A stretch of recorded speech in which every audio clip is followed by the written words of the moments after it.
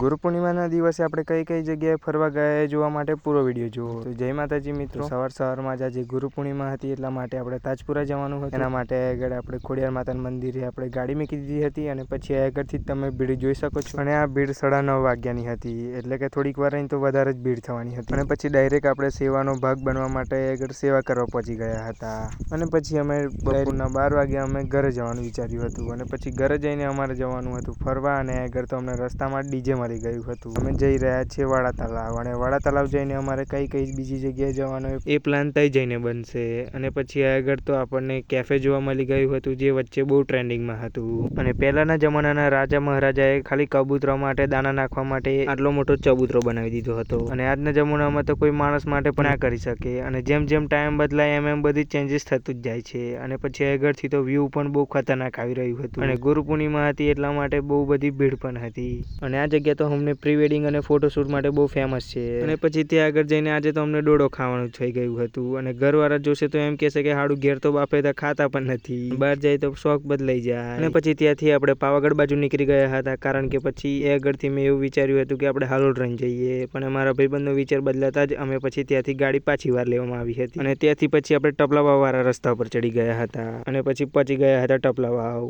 અને પછી હનુમાન દાદાના પણ દર્શન કરી લીધા હતા. અને પછી આપણે ત્યાં આગળ શંકર ભગવાનના પણ દર્શન કરી લીધા હતા. અને પછી એક બીજું મંદિર છે જે જંગલમાં છે, ત્યાં આગળ મારો ભાઈબંધ એક પણ વાર નથી ગયો, એટલા માટે પછી એ મંદિરે જવા માટે નીકળી ગયા હતા. અને પછી આપણે પહોંચી ગયા હતા અંદર, એટલે કે આ ગુફામાં મંદિર છે, અને નાનકડી જ ગુફા છે. અને આના વિશે તો આપણે પહેલા પણ વિડીયો બનાવેલો છે. અને જો તમને આ લાંબો વ્લોગ ગમ્યો હોય તો લાઈક, શેર અને ફોલો કરી દેજો. મળીએ નવા વિડીયોમાં.